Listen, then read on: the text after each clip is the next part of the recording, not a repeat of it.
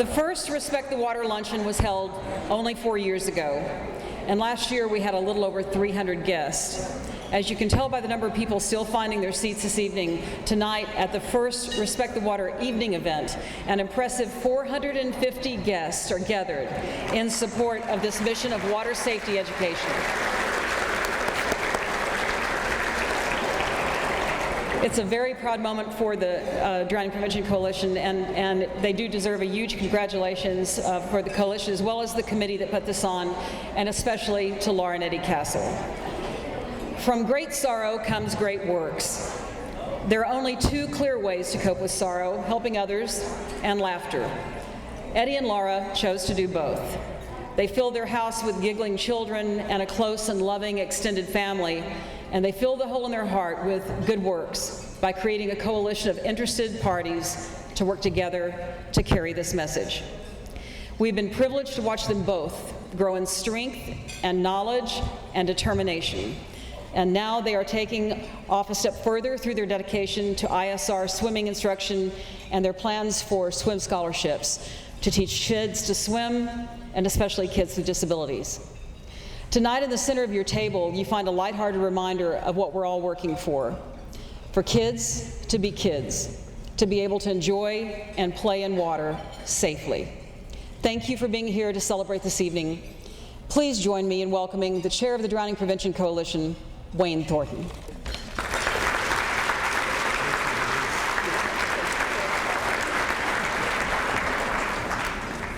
Thank you, Denise, and thank all of you for joining us for this 4th annual Drowning Prevention Coalition Respect the Water Banquet. At this time, we'd like to go ahead and play a very special video on behalf of our sponsors from Smile Center for Kids. Good evening, ladies and gentlemen. On behalf of my wife, Dr. Tiffany Wilson, and Smile Center for Kids, we'd like to welcome you to the 2014 Respect the Water Dinner featuring Greg Louganis. Unfortunately, my wife and I are unable to attend tonight's event, but I hope everyone has a wonderful time. We have a great silent auction. I ask you to please take part and get some of these wonderful gifts. Eddie and Laura, we're sorry we can't make it. We love you guys, and we hope everyone in the room will get behind this and support it. The thought of losing a child just breaks my heart. My wife and I have 3 kids of our own, and we can't imagine life without them. So let's don't let this happen to any of our loved ones. Let's educate our people, educate the kids in the community. Help support it by donating, giving your time, whatever it takes. Let's get behind this cause. Hope everyone has a great night. Be safe, and thanks again, Mr. Louganis, for coming to El Paso and speaking to our citizens.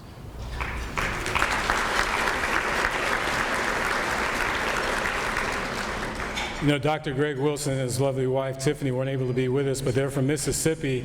5 years ago, they moved here to El Paso with their practice on the east side, and they already have given back in so many different ways, and it's so neat to see them be a part as a presenting sponsor this evening for the Respect the Water Banquet. At this time, ladies and gentlemen, I'd like to introduce Laura and Eddie Castle.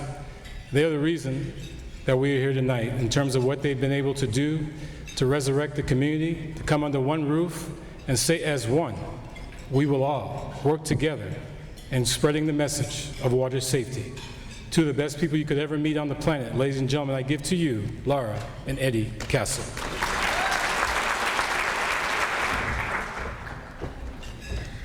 Well, I'm glad I did not fall this year. For those of you who were here last year, I fell off my shoe walking up to the podium. So thankfully, I did not this year. I just want to say thank you so much to all of you guys for being out here. It really does warm my heart, and it hits an emotional chord in me to see the room full and to see this be our biggest and most successful event yet. So thank you from the bottom of my heart. I want to thank a couple families that are here today. Laura and I's name always gets attached to the Drowning Prevention Coalition, and people remember us, but we truly are standing up here in solidarity with many other families in the city who've experienced the same loss. The Sandovals, the Fowlers, the Tarwaters, the Gardners. And the Gardners have a very unique and experience that we don't see often. And their son did, he was a near drowning, and he wasn't expected to survive, and miraculously he did pull through. So they're here today and in support of everything, and we just, he's one of the rare cases. So. And Dr. And we've also got Dr. Carcamo and his wife out here as well this evening. So thank you for being here with us. We, as I said, we're in solidarity with you. We recognize what it is that you carry. We carry it too, and you guys give us a great deal of strength. And so does everybody else in the room. It's just so humbling to see 400 plus people here tonight in support of what we're doing. And it just feels like a great deal of love. When I think of my kids, as all of you do out there, the most incredible thing in life, the most humbling thing in life is the first time you hear your baby cry. The doctor or the nurse hands you that little one. It's just a tiny life the size of your hand. And I've been blessed and lucky enough to do that 6 times with Laura. And it's just a love you can't describe. So to wake up every day, -1, without that little person there, is just extremely, extremely difficult to carry with you. And if there's anything that we can do to spare any of you, to spare anybody else in El Paso, anybody else in the country, that same pain, we won't stop. And we'll keep going. And every time this gets a little bit tough to do, a little bit hard to carry, or there's a reason why we can't do it anymore, all of you get behind us in some way. And so just an enormous thank you to all of you, especially over the last couple weeks, whether it be a phone call, a text, someone saying, we're going to get a table for you. Oh, we're going to donate a couple game tickets for you, just like Renee Jimenez did from MK Architects. We can't thank you enough. I want to ask everybody to stand up and grab their whistle that's been placed on the table. And in memory of all the little ones that have been lost, and in memory of our Christian who passed away at 4 years of age, I want everyone to stand up and blow your whistle as loud as you can 4 times, just to show, so that everybody can hear how. Just to hear that enthusiasm. All of you know that if you had your little ones in here, they'd go straight to the table, pick these up, blow it as hard as you can, and in the end, that's why we're here. So remember all of our little ones at home, your nieces, your nephews, your grandsons, your granddaughters. 4 big blows out of that whistle. Ready?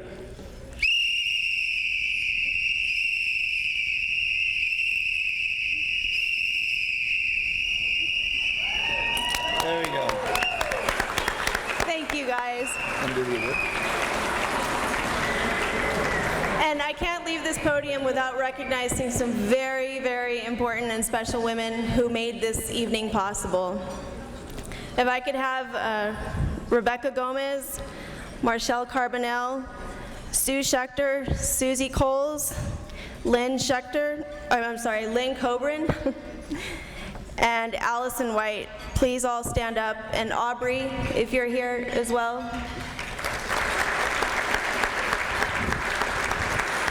This evening is possible because of them, and I cannot forget Leslie and Denise and everyone from UMC too.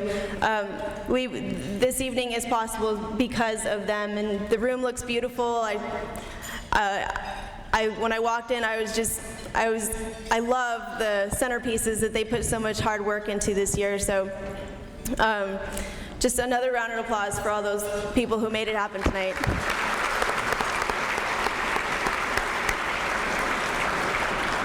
And then we've got an award that we'd like to give to 2 very special people. You want to do it? Okay. You know what? We're going to save that for a little bit later. A little suspense. Yeah. We'll catch up with you guys in just a bit.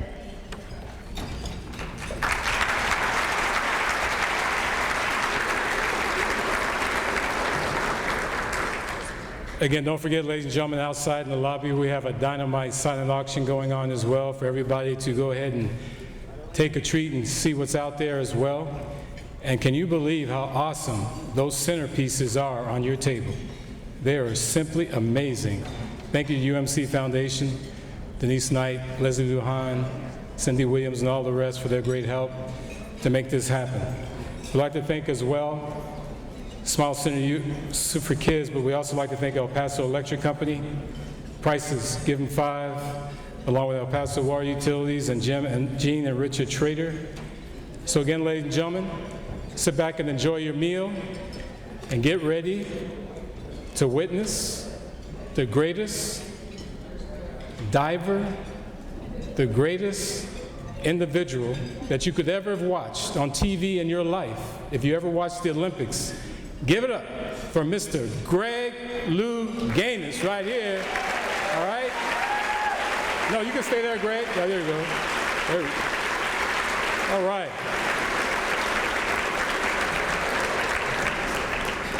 So enjoy your meal. We know it's the real deal. Take care. We'll see you in a little while. Once again, thank you for joining us for the Respect the Water on behalf of Smile Center for Kids.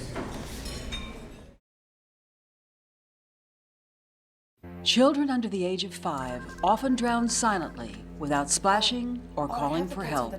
I'll be right back. Fell in the water. Oh my gosh. Lucy, talk to me, Lucy. Most drownings occur during short lapses in supervision. Nothing is going to drown proof your child. They can be the best swimmer, but it doesn't mean that they're drown proof. The key to everything is constant adult supervision. That is the number one thing that we really try to push. I was gone just for a few seconds. You know, 1 second you can see your child and they can be fine. You could look away for a couple of seconds and that's all it takes. They'll be at the bottom of the pool and you won't hear a thing. The Drowning Prevention Coalition formed in March of 2010, following an astonishing 9 drowning deaths in El Paso County the year before.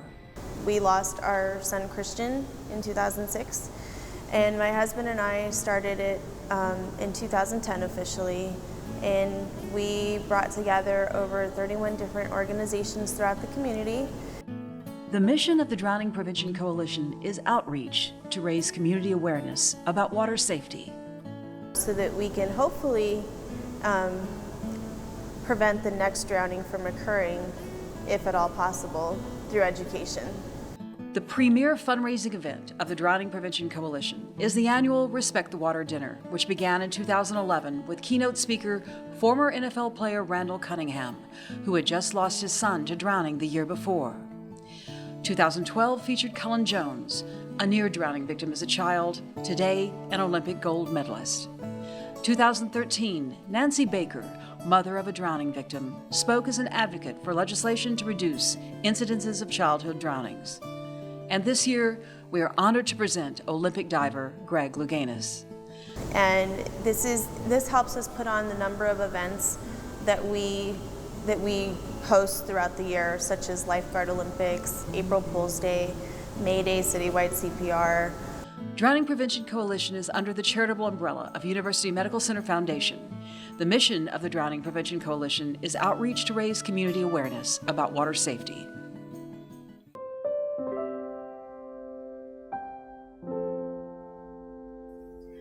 Christian Castle drowned at age 4, surrounded by attentive family and friends.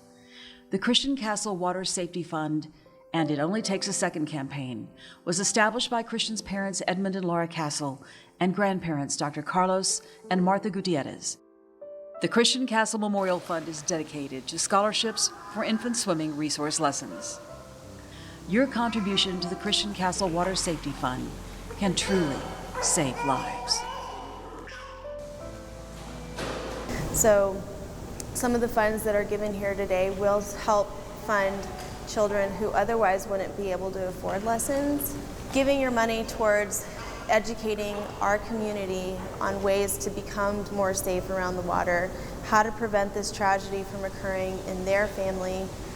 But if we can say that we've had a summer without drownings, then we're ahead and we've done our part. And we've all pulled together as a community with you here today helping out with your funds and us going out there and beating the grounds and going into schools and talking to parents and talking to lifeguards, and it's when we pull everyone all together that we can really make this happen. Very good.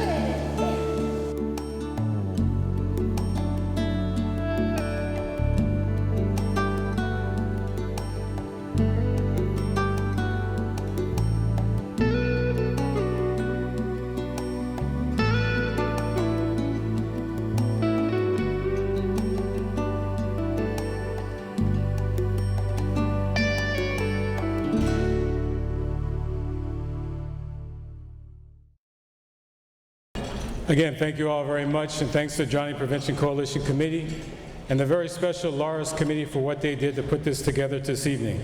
Thanks again for all of you for being here, and on behalf of Smile Center for Kids, our presenting sponsor, we'd like to also thank our special guests here that have lost a child through a drowning. And we'd also like to especially thank Laura and Eddie Castle, Dr. Gutierrez, Mrs. Gutierrez, and of course Christian, who's up in heaven, gathering his friends around, watching the show tonight. You know, before I introduce Greg Louganis, let's try something. This side of the room, when I point to you, you say Greg. This side of the room, when I point to you, you say Louganis. So we blew the whistle 4 times, right? So we're going to do this 4 times. We got to raise the roof. On the count of 3. 1, 2, 3. Greg Louganis, Greg Louganis, Greg Louganis, Greg Louganis. All right. Hey. No, this is the 4th Respect the Water banquet that we've had, and tonight's the Grand Slam, having Greg Louganis as our speaker. And I want to tell you, Mr. Louganis, I went to see you just after you won the Olympics at the mall here in El Paso. I waited in line 3.5 hours to see Mr. Louganis with a family that was there with me. And ladies and gentlemen, I waited 3.5 hours, and I got to see Mr. Louganis. I got to shake his hand. And it was so neat. But what was really neat about Mr. Louganis, which you may not know, when I grew up, there was 2 favorite characters that I loved to watch on TV. I'd run home to make sure I watched them. One was Tarzan, one was Superman. And you know, when I look at Greg Louganis and see what he's been able to accomplish in his life, I think of Tarzan because of the fact that nobody could dive in the water back in the day like Tarzan, right? And nobody like Superman. You know, the Superman of today, when he takes off and flies, he goes straight up. How do you do that? Well, the old Superman used to jump out the windows, remember?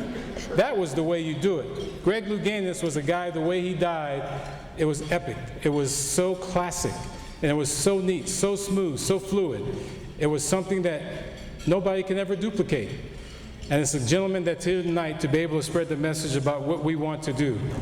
And in fact, when I waited those 3.5 hours, after that, I was walking away and I hit my head, and I almost had this cut just like yours, sir, like on my head. But you know, when you talk about Greg Louganis, it's a very inspirational story. And when you talk about Greg Louganis and what he's accomplished, ladies and gentlemen, at a very young age, being an Olympic champion, and also even today, you're always a champion of the Olympics. As you get older, you're still a champion. So tonight, sir, as I look at you, Mr. Louganis, I just want to say this. You lived a life of silence in many ways, not having a chance to have your voice heard. But let us know tonight, 450 people from El Paso, Texas are going to be your voice, the first choice from now on, to make sure your message is always heard and that everybody knows about Greg Louganis. So ladies and gentlemen, without further ado, I give to you the newest member of our El Paso family, the greatest diver on the planet, gold medalist, Olympic champion. It doesn't get any better than this. If watching him on this stage, listening to his speech doesn't turn you on, you ain't got a switch. Ladies and gentlemen, Mr. Greg Louganis.